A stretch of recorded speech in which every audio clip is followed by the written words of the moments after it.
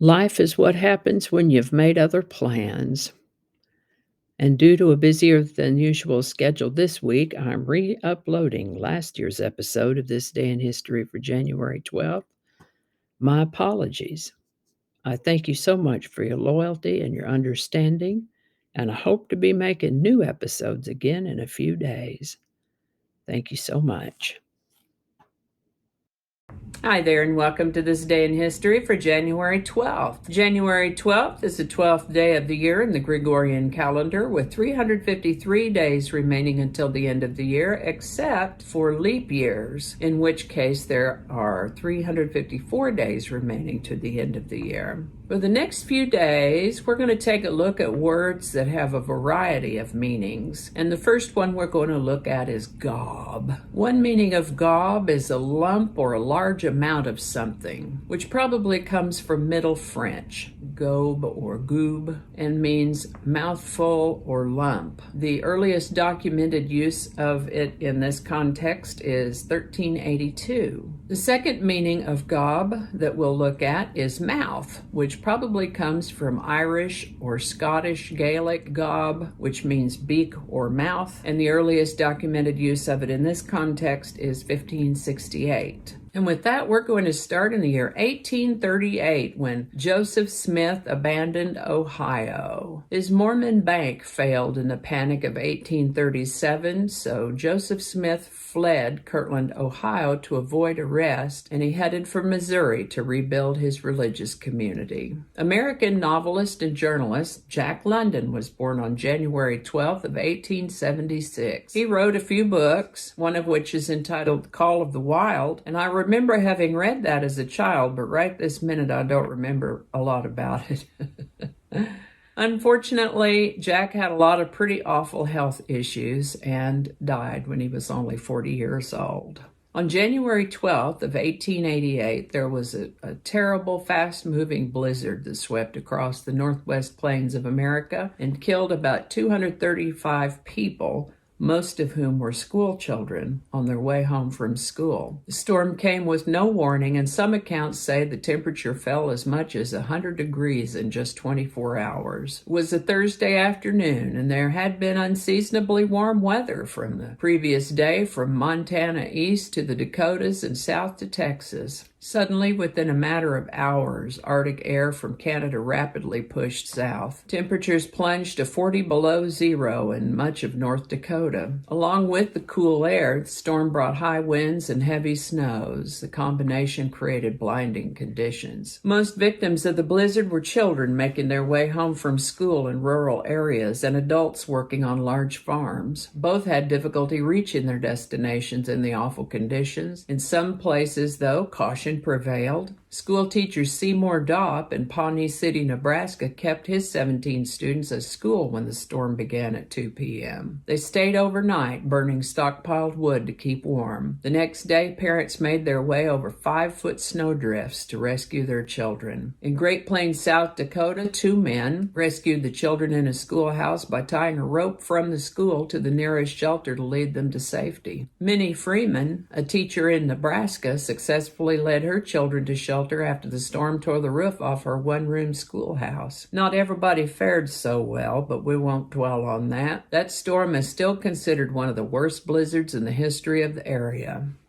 and makes me especially grateful for the weather forecasting technology we have available to us now. On January 12th of 1904, Henry Ford set a speed record. He set a land speed record of 91.37 miles per hour on the frozen surface of Michigan's Lake St. Clair. He was driving a 4-wheeled vehicle dubbed the 999 with a wooden chassis but no body or hood. Ford's record was broken within a month at Ormond Beach, Florida by a driver named William K. Vanderbilt. Even so, the publicity surrounding Ford's achievement was valuable to the auto pioneer, who in June of the previous year had incorporated the Ford Motor Company, which would eventually go on to become one of America's big 3 automakers. On January 12 of 1919, leaders of the Big 4 nations, France, Italy, Britain, and the United States met for the first time in Paris for the first of what would be more than 100 meetings. On January 12th of 1926, the original Amos and Andy debuted on Chicago radio. This was a two-man comedy series known at the time as Sam and Henry, debuted on Chicago's WGN radio station. 2 years later, they changed their name to Amos and Andy, and the show became one of the most popular radio programs in American history. Amos and Andy came to television in 1951. Amos and Andy ran on television until 1953, and the final radio broadcast of Amos and Andy aired on November 25th, 1960. On January 12th, 1932, Hattie Wyatt Caraway became the first woman elected to the U.S. Senate. On January 12th of 1943, Soviet forces penetrated the siege of Leningrad. I believe we've mentioned the siege of Leningrad before when the Germans sought to surround Leningrad. But on this day, Soviet troops created a breach in the German siege of Leningrad, which had lasted for a year and a half. The Soviet forces punched a hole in the siege, which ruptured the German encirclement and allowed for more supplies to come in along Lake Ladoga. On January 12th of 1954, the United States announced a policy of massive retaliation against communist aggressors. In a speech at a Council on Foreign Relations dinner in his honor, Secretary of State John Foster Dulles announced that the United States would protect its allies through the deterrent of massive retaliatory power.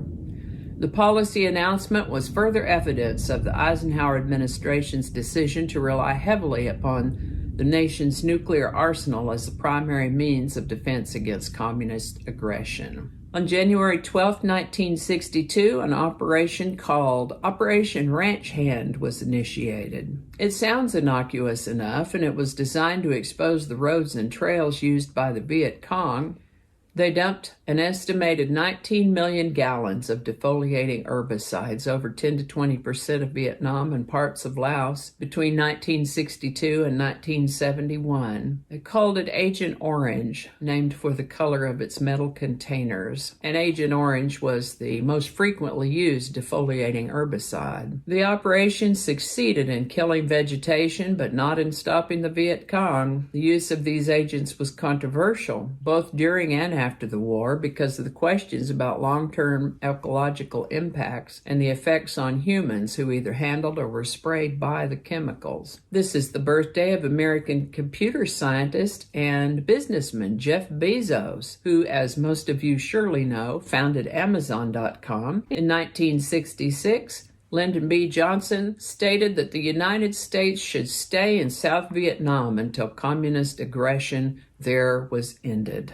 On January 12th of 1981, a TV show called Dynasty premiered on ABC. January 12th, 1995, Malcolm X's daughter was arrested for attempted murder. Kubila Shabazz, the daughter of Malcolm X, was arrested for conspiring to kill Louis Farrakhan. Shabazz believed that Farrakhan was responsible for the assassination of her father in 1965 and sought to exact revenge through a hired killer. Subsequently, Shabazz admitted her responsibility but not guilt in the charges, and the government accepted a plea bargain. On this day in 1998, 19 European nations agreed to forbid human cloning. On January 12, 2003, Manx Australian singer-songwriter, guitarist, and producer Maurice Gibb, member of the band The Bee Gees, died on this date at the age of 53. And on January 12th of the year 2010, an earthquake occurred in Haiti, killing over 100,000 people and destroying much of the capital, Port-au-Prince. It did draw an outpouring of support from around the globe, but the small nation has yet to fully recover. And that's all I've got for you today. Thank you so much for watching. Again, links to my research are included in the show notes. Give it a like if you enjoyed this video. Consider subscribing if you haven't already.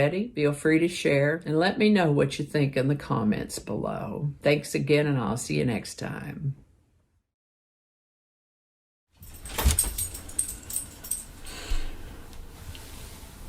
It helps if you actually remember to hit the record button. Open wide. There. There's a little birdie on my front porch. Alrighty, back to work. Okie dokie, Smokey. Okay, that's all one long sentence. All right. That's a lot of words. I don't know how to say that. Well, figure it out in editing. I'm going to have a lot of edits here. We did that yesterday. Some things just can't be done. Who knows what evil lurks in the hearts of men? She's not a man. See, this is what happens when we're not scripted. This is why I don't do live shows.